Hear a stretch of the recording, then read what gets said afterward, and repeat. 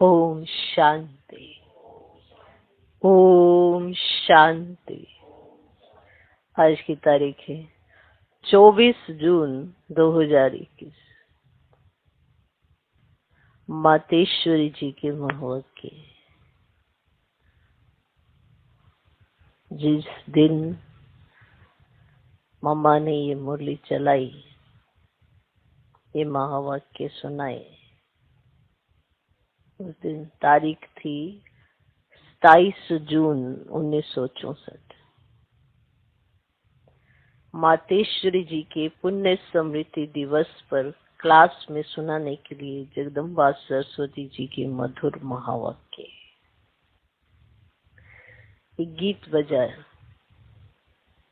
छोड़ दे जग से नाते, छोड़ दे जग से नाते। अब मातेश्वरी जी के महावाक्य गीत बजा, फिर मातेश्वरी जी ने क्या सुनाया वो सुनते हैं। उन महावाक्यों में राज है। उस गीत को एक्सप्लेन करके बताया है कि इसमें जो सुना है उसका क्या अर्थ है, वो क्या अर्थ होना चाहिए, कैसे समझाए। पहले बाबा ऐसे ही करते थे, कोई गीत बजता था बाबा कहते थे कि इस पर पूरा डिटेल में समझाओ, क्या ये गीत सही है, अगर सही नहीं है तो इसको सही करके बताओ। तो बाबा ऐसे पॉइंट देते थे और फिर उस पॉइंट्स पर समझानी। माना जितना आपका मनन चिंतन चले, क्या आपका मनन चिंतन चलता है। माना ऐसे कई गीत होते हैं ना, उसके पॉइंट्स को सुनते सुनते सब कहते हैं ऐसा ही है, पर बाबा का ज्ञान तो मिला है ना, उससे आप वेरीफाई कर सकते हो कि सब ऐसा है या नहीं है। ठीक, तो गीत छोड़ दे जग से नाते। अगर हम जग से नाते ही छोड़ दें तो फिर जग काहे के लिए है। अगर नाते ही तोड़ने की बात है तो फिर ये संबंध बनाया ही क्यों। पति पत्नी, बाप बेटा, राजा प्रजा आदि आदि अनेकानेक जो संबंध हैं, ये सब भगवान ने रचे, ऐसे कहते हैं ना, ऐसे कहते हैं ना। तो जब भगवान ने रचे हैं तो फिर क्यों कहते हैं छोड़ो। या फिर ये गीत ही रोंग है। माना छोड़ दे जग से नाते, अगर ये भगवान ने रचे हैं नाते तो फिर क्यों कहते हैं ये छोड़ो, या तो फिर ये गीत ही रोंग है। बात समझ में आई। अब इस पे चलेगा मंथन। भगवान ने कौन सा जग रचा। जग कहो दुनिया कहो, जो भगवान ने रची वैसी दुनिया थोड़ी रची जो छोड़नी पड़े। अभी के जो संबंध हैं वह नहीं रचे। अभी इस जग में देखो तुम्हारे नाते कैसे हो गए हैं। कर्मों के कारण तमो प्रधानता में आते आते क्या हो गए हैं। कर्मों के बंधन एक दो को काटते रहते हैं।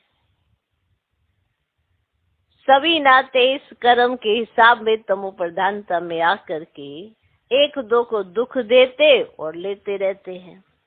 भगवान खुद कहते हैं मैंने तो तुम्हारे ये दुख के संबंध नहीं बनाए हैं, नहीं बनाए हैं। मैंने जो तुम्हारा संबंध जोड़ा था वह बंधन नहीं था। मैंने तुम्हारा श्रेष्ठ संबंध जोड़ा था। उसी संबंध में तुम सदा सुखी थे। तुम्हारे सब नाते बहुत स्वच्छ थे। इसीलिए याद करते हो ना, राम राजा राम प्रजा, राम साहूकार है, बसे नगरी जिए दाता के, धर्म का उपकार है। इसीलिए तो गाते हो ना कि जो मैंने रचा था वो तो तुम्हें सुख देने वाला था। बाकी जो तुमने कर्मों प्रमाण तमो प्रधानता में आके ये बनाया है, ये कौन सा है, ये तो तुम्हें दुख दे रहा है ना। मैंने तो नहीं रचा, अब मैंने जो रचा वो तुम्हें सुख देता था।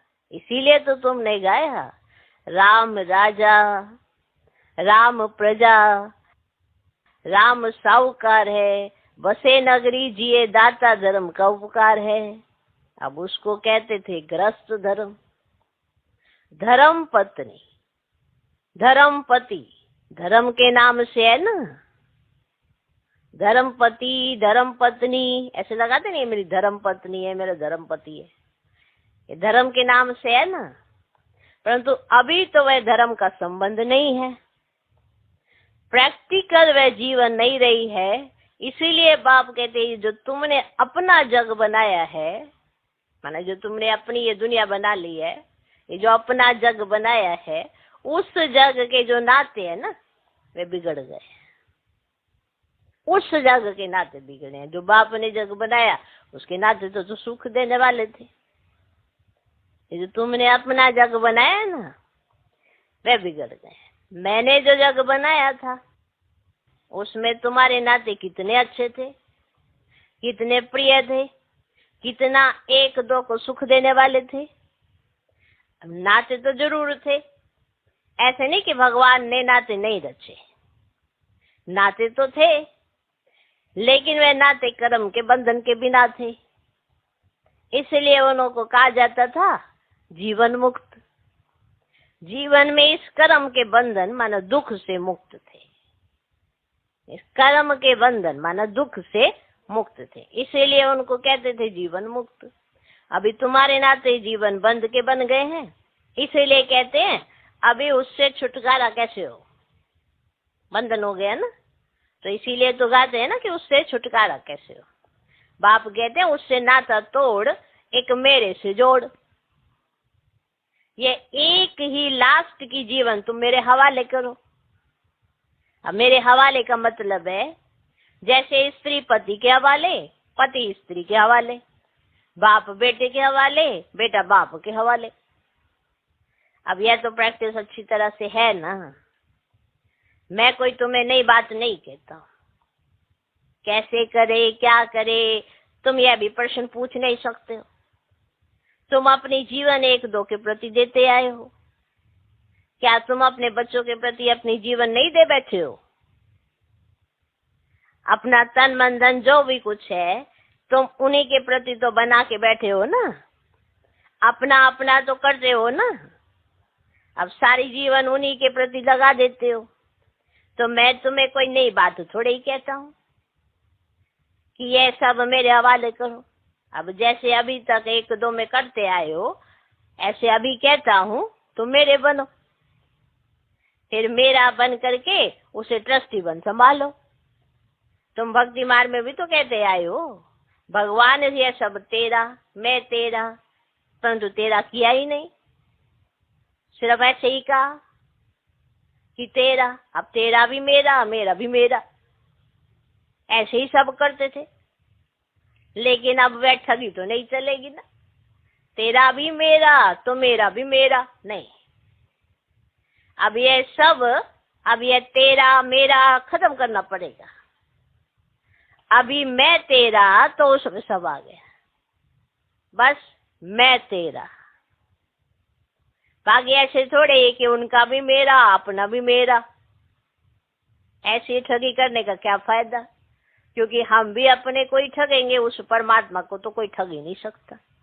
पहले कैसे कैसे ठगी करते रहे, लेकिन ठगते ठगते खुद ही दुखी या शांत बने हो, क्योंकि धोखा तो तुम ही खा रहे थे, तुम ही खा रहे हो ना। इसलिए अब बाप कहते वे सब छोड़ो, देह सहित सब संबंधों से बुद्धि हटा करके अभी मेरे से जोड़ो, फिर अपनापन नहीं रहेगा। अभी तक मेरा मेरा कहते दुखी होते रहते हो, फिर बुद्धि उधर जाती है तो कहते हो क्या करूं कैसे करूं। अगर तुम किसी में लटकेंगे तो नतीजा क्या होगा? ये मोह जो है ना, इसके कारण तुम दुखी बन पड़े। इसलिए बाप कहते तुम इस जग के नाते तोड़ करके अभी मेरे बनो। तो ये जो तुमने अपने देह के बंधन, जीवन के बंधन बनाए ना, उनसे निकल करके अभी मेरे बन जाओ। फिर मैं कोई तुम्हारे साथ जन्म जन्म थोड़े साथ चलता रहूंगा, नहीं। अभी मेरा तुम्हारे से काम है बस, फिर तो तुम आत्माएं आपस में सदा काल के लिए सुख में चलती रहेंगी। तो तुम्हारे दुख के बंधन काट करके सुख का संबंध बना देता हूँ, फिर तुम ही आपस में सुख भोगेंगे। अभी देखो तुम कितने बिगड़ गए हो, इसलिए दुखी होते हो। फिर मैं तुम्हारा बिगड़ा हुआ सुधारता हूँ, फिर तुम सुखी रहेंगे। मैं थोड़े ही जन्म जन्म तुम्हारे साथ चलने वाला हूँ, मैं तो सिर्फ तुम्हारी बिगड़ी को संवारने के लिए कहता हूँ, अभी मेरे बनो। सो भी क्यों कहता हूँ?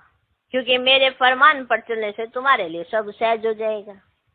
मैं तुम्हें ये सहज युक्ति देता हूँ, तुम प्रैक्टिकल में मेरे होकर के चलो तो यह युक्ति काम में आवे। जैसे कोई किसी के कोद का बच्चा होता है ना, तो उनका ही नाम प्रैक्टिकल चलेगा ना, ऐसे तुम भी प्रैक्टिकल मेरे होकर के चलने से तुम्हारा ही भाग्य बनेगा। बाप तो बड़ी सीधी सहज एकदम सिंपल बात बताते हैं। अभी भी देखो कोर्टों में कोई धारण करने वाले निकलते हैं। अब बाप कहते हैं इस छोटे से संगम युग में तुम्हारे देश इस कॉर्पोरियल दुनिया में तुम्हारे लिए ही तो आया हूँ, तो कम से कम जितना टाइम है उतना टाइम तो तुम हमारा ख्याल करो। अब बाबा के बने हो तो कम से कम इतना टाइम तो शुद्ध रहो, फिर तो तुम्हारी ऐसी प्रारब्ध बन जाएगी जो तुम्हें उस दुनिया में मेहनत नहीं करनी पड़ेगी। अभी थोड़ी मेहनत की बात है, अभी तुम कैसे भी करके मर मिट करके भी पवित्र रहने की प्रतिज्ञा करो,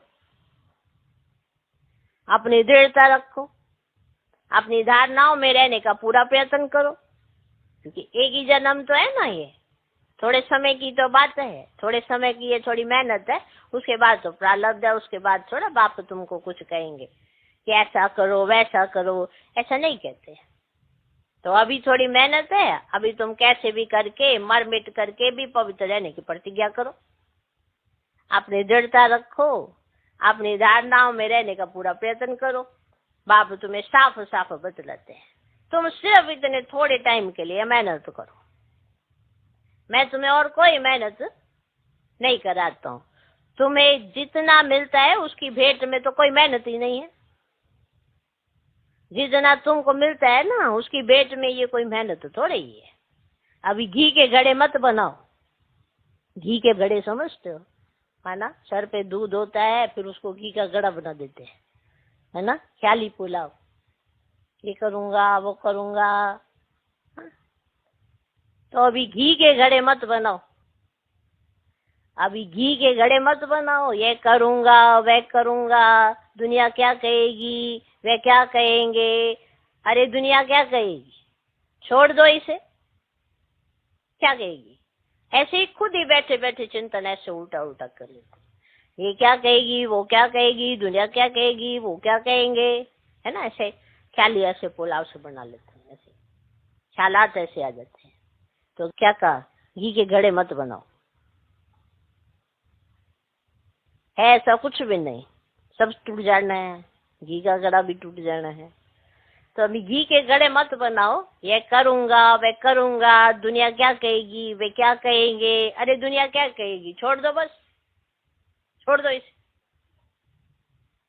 अब ये दुनिया ही तो जाने वाली है। लेकिन उन बेचारों को ये पता थोड़ा ही है, इसीलिए बाप कहते ये मत सोचो। अब तो मुंह तो सामने खड़ा है, तुम इतना लंबा चौड़ा जो बनाकर बैठे हो ये सब वेस्टेज कर रहे हो। अभी बाप कहते हैं उस वेस्टेज को बचाओ, इस शरीर निर्वाह के लिए जितना चाहिए उतना भले करो, जितना तुम्हारा क्रिएशन के साथ हिसाब किताब है उतना करो, मैं कहाँ संभालूंगा, इसे तुमको ही संभालना है। जो जरूरी है वह तो तुमको फ्री करता हूँ, लेकिन अब ये जो एक्स्ट्रा रच रहे हो उसके लिए मना करता हूँ, क्योंकि अभी वह तो गिरना ही है। क्यों अपना टाइम फालतू समय गवा रहे हो, इस फालतू के झंझटों से ही तो तुम दुखी हुए हो। उन झंझटों से तुम कैसे छूटो वही तो तुम्हें बतलाता हूँ। फिर भी बैठ करके अनेक बहाने लगाना ये कहाँ की रीति है। फिर बाप भी कहते हैं कि देख लेना, अभी अगर मुझे सीधी उंगली नहीं देते हो, हाथ नहीं देते हो, तो फिर मैं ऐसे नाक पकड़ करके ले चलूंगा। अभी सीधी उंगली दो, साथ साथ चलो, हाँ, अगर नहीं देते हो तो फिर मैं ऐसे, नाक पकड़ के ले चलूंगा। नाक पकड़ेगा तो फिर दम घुटेगा, फिर दुख होगा, सजाएं खानी पड़ेंगी। इसीलिए कहते हैं ना कि भी हाथ में हाथ देकर सीधा चलने का टाइम आ गया है। अगर सीधी तरह से नहीं चलेंगे तो फिर मैं हाथ में तुम्हारा नाक भी आएगा ना, फिर देख लेना, फिर उस समय कुछ नहीं हो सकेगा, ना कुछ कर सकेंगे। इसीलिए बाप कहते बच्चे अब तुम मेरे हो करके, मेरे पास आ करके, मेरी बातों को सुन करके अगर फिर भी कुछ नहीं किया तो उनके लिए बहुत कड़ी सजाएं हैं। इसलिए जिन बेचारों को पता नहीं है उसकी तो बात अलग है, बाकी जिन्हों को पता है, जो बैठ के सुन के फिर इन्हीं बातों में गफलत की, तो उनकी तो खैर नहीं। जिनको पता नहीं है उन बेचारों को तो चलो क्या, उनका तो अलग है। लेकिन जो सुन कर बैठ कर इन्हीं बातों में फिर जिन्होंने गफलत की, तो फिर उनकी खैर नहीं। जैसे 100 गुना फायदा वैसे 100 गुना नुकसान होगा। तब कहते हैं अपने नुकसान को, घाटे को अच्छी तरह से समझो, अच्छी तरह से कुछ तो अपनी बुद्धि खोलो। अभी बाप से बुद्धि योग लगाएंगे तो ताकत मिलेगी। तो इन सभी बातों को समझो, भूलो मत। अभी ये जो समय चल रहा है इसे पहचानो, जरा आंखें खोलो, बुद्धि खोलो और समय का पूरा फायदा लो, अपनी पूरी तकदीर जगाओ। कहते भी हैं जैसा संग वैसा रंग होता है। इसलिए जिसमें अभी यह धारणा पूरी नहीं होगी तो माया के संग का रंग लग जाएगा। तब तो कहते हैं ना, hear no evil, see no evil, talk no evil. कई ऐसे विल्स हैं जो यहाँ भी कईयों को छोड़ते नहीं है। कई ऐसे विल्स हैं जो यहाँ भी कईयों को छोड़ते नहीं है, फिर एक दो के संग दोष में आ जाते हैं। ऐसे विल्स यहाँ भी है, छोड़ते ही नहीं है, क्योंकि उनकी बुद्धि खुद भ्रष्ट होती है, वो दूसरों की बुद्धि में भी भ्रष्ट ऐसी बुद्धि में विचार डाल देते हैं। अभी तो बाप कहते हैं ना, ऐसे संग दोष से बचे रहो। ऐसे मत समझो कि संग दोष बार है, यहाँ नहीं है, नहीं, यहाँ भी वे घूमते रहते हैं, क्योंकि उनका राज्य है ना। इसीलिए बाप कहते हैं अच्छी तरह से कवच पहन करो। कवच होगा तो उसकी गोली लगेगी नहीं। योग का ही कवच है, ज्ञान की तलवार है। इन सभी अस्त्र शस्त्रों को अपने पास अच्छी तरह से संभाल के रखो। कहते भी है जो करता है वह पाता है। ये तो भविष्य प्रारब्ध बनाने की बात है। यहाँ तो प्रारब्ध नहीं भोगनी है ना, यहाँ तो कोई गुरु बन करके नहीं बैठना है। इसमें कोई मिसअंडरस्टैंड ना करे, इसलिए यह सब समझाया जाता है। तो ये सब बातें ध्यान में रख करके अपने को सेफ रखना है। यहाँ कोई खर्चे आदि की तो बात नहीं होनी चाहिए। अभी ये सब खर्चा दूसरों के कल्याणार्थ ही यूज करना है। एक एक पाई भी सब इसी कार्य में लगाना है। अच्छा, दूसरे माँ वाक्य, चढ़ती कला में जाना है तो अपने जीवन की सारी जवाबदारी उनके हाथ में समर्पण कर दो। चढ़ती कला में जाना है तो अपने जीवन की सारी जवाबदारी उनके हाथ में समर्पण कर दो। बहुत मनुष्य ऐसा प्रश्न पूछते हैं, इतना ज्ञान सुनते हुए भी हमारी अवस्था आगे क्यों नहीं बढ़ती? आगे बढ़ने में रुकावट क्यों? अब यह समझानी उन्हों के प्रति दी जाती है जिन्होंने इस मार्ग में चलने का कदम रखा है, परंतु जब तक अपनी जीवन मन वाणी कर्म सहित सरेंडर कर इनका नहीं हुआ है, तब तक वह अतीन्द्रिय सुख महसूस हो नहीं सकता। क्या समझा?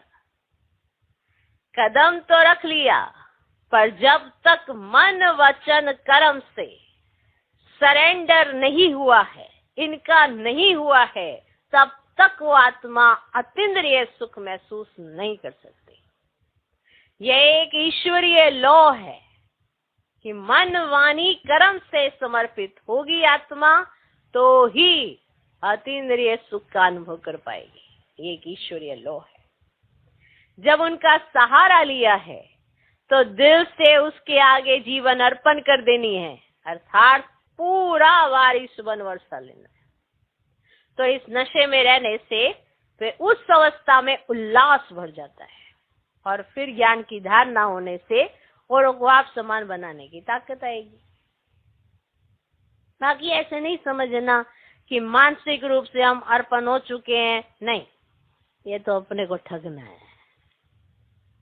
कि हम कोई अर्पण हो गए। अर्पण होना होता है मन वाणी कर्म सहित सरेंडर। मन में वही संकल्प उठे जो वो कहें, वाणी वही बोले जो वो सिखा रहे हैं, कर्म वही करें जिससे बाप का शो हो। अगर ऐसा है तो सरेंडर है, वरना तो बस शरणागति है, रह रहे हैं अपने अपने शौक के लिए। बाकी ऐसे नहीं समझना कि मानसिक रूप से हम अर्पण हो चुके हैं, नहीं, ये तो अपने को ठगना है। जब बाबा प्रैक्टिकल में आया हुआ है तो बच्चा भी प्रैक्टिकल में बनो। फिर बाबा उनके जन्म पत्री को जान कैसे भी डायरेक्शन देकर चलावे, कैसा भी डायरेक्शन देकर उनको चलावे, बाबा देखे, बाबा देखे। पर समर्पण होना और समर्पण बनकर जीवन जीना, उसमें अंतर आ जाता है। ऐसे तो हर जगह बहुत ऐसी जगहें मिलेंगी जहाँ पे समर्पित होते हैं मनुष्य, लेकिन मन वाणी कर्म सहित परमात्म डायरेक्शन पर समर्पित होना, उसके आधार पर प्रैक्टिकल में अनुभव होते हैं। ऐसे नहीं होते हैं अनुभव, ईश्वरीय लॉ भी तो कोई चीज होती है। फिर बाबा उनके जन्म पत्री को जान कैसे भी डायरेक्शन देकर चलावे, उसमें पहले घुटका आएगा, परंतु अंत में समझेंगे कि इसमें ही हमारी चढ़ती कला है। तो अपने जीवन की सारी जवाबदारी उनके हाथ में समर्पण करनी है। तो अपने जीवन की सारी जवाबदारी उनके हाथ में समर्पण करनी है। बाकी गुरु पिछाड़ी गुरु बन करके कोई उनकी गद्दी पर नहीं बैठना है। अब इन सभी बातों को बुद्धि में रखो, तभी अवस्था ऊंची जा सकती है। अगर ऊंच नहीं चढ़ते हो तो जरूर अपनी ही दिल अथवा धारणा में कोई कालापन है। अगर ऊंच नहीं चढ़ रहे हो तो जरूर अपनी ही दिल धारणा में कोई ना कोई कालापन है, समझा? अच्छा, मीठे मीठे बच्चों को याद प्यार, गुड मॉर्निंग। हम रूहानी बच्चों की भी रूहानी याद प्यार और good morning, good morning, good morning. मम्मा को, बाबा को बहुत बहुत याद प्यार और गुड मॉर्निंग और नमस्ते। आज का वरदान, अपने श्रेष्ठ स्वरूप व श्रेष्ठ नशे में स्थित रहे, अलौकिकता का अनुभव कराने वाले अंतर्मुखी भव। अपने श्रेष्ठ स्वरूप व श्रेष्ठ नशे में स्थित रहे, अलौकिकता का अनुभव कराने वाले अंतर्मुखी भव। जैसे सितारों के संगठन में विशेष सितारों की चमक दूर से न्यारी प्यारी लगती है, ऐसे आप सितारे साधारण आत्माओं के बीच में एक विशेष आत्मा दिखाई दो। साधारण रूप में होते असाधारण व अलौकिक स्थिति हो तो संगठन के बीच में अल्लाह लोग दिखाई पड़ेंगे। संगठन हो अज्ञानियों का भले, लेकिन आप विशेष नजर आओ तो संगठन के बीच में अल्लाह लोग दिखाई पड़ेंगे। इसके लिए अंतर्मुखी बनकर फिर बारे मुक्ता में आने का अभ्यास हो। सदैव अपने श्रेष्ठ स्वरूप व नशे में स्थित होकर नॉलेजफुल के साथ पावरफुल बनकर नॉलेज दो, तब अनेक आत्माओं को अनुभवी बना सकेंगे। आज का स्लोगन, रावण की जायदाद साथ में रख ली तो दिल में दिलाराम ठहर नहीं सकता। रावण की जायदाद साथ में रख ली तो दिल में दिलाराम ठहर नहीं सकता। देखो स्लोगन बहुत सिंपल सी बात है कि रावण की कोई भी प्रॉपर्टी आपके साथ तो दिल में दिलाराम नहीं और ना ही दिल को आराम। आपके दिल में बेचैनी तभी होती है जब आप कभी रावण की जायदाद का इस्तेमाल कर लेते हैं, तभी आप बेचैन होते हैं, क्योंकि दिल से दिलाराम निकल जाता है। और दिल का आराम दिलाराम के साथ तो रावण की जायदाद का करो त्याग। और कोई ये सोचे नहीं नहीं मुझ में तो क्रोध नहीं है, नहीं नहीं मुझे तो ईर्ष्या द्वेष घृणा ये सब नहीं है। अगर नहीं है तो उदास क्यों हो? अगर नहीं है तो क्यों नहीं अतीन्द्रिय सुख की झलक आपकी आंखों में हो?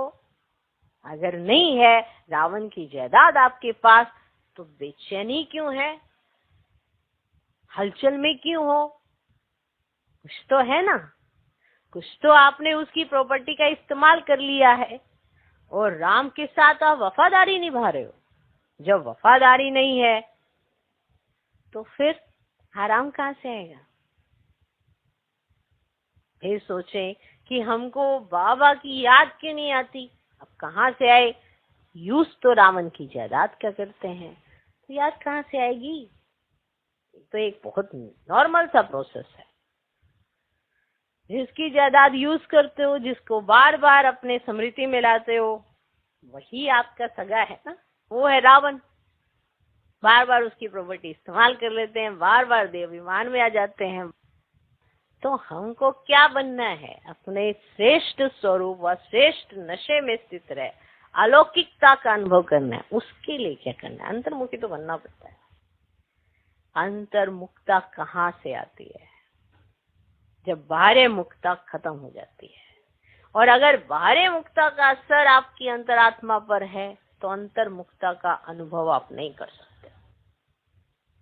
बाहर का सुनना, अपने दिल में बाप का ना सुनना, बाहर का ही सुनते रहना, तो अवस्था कहां से बनेगी?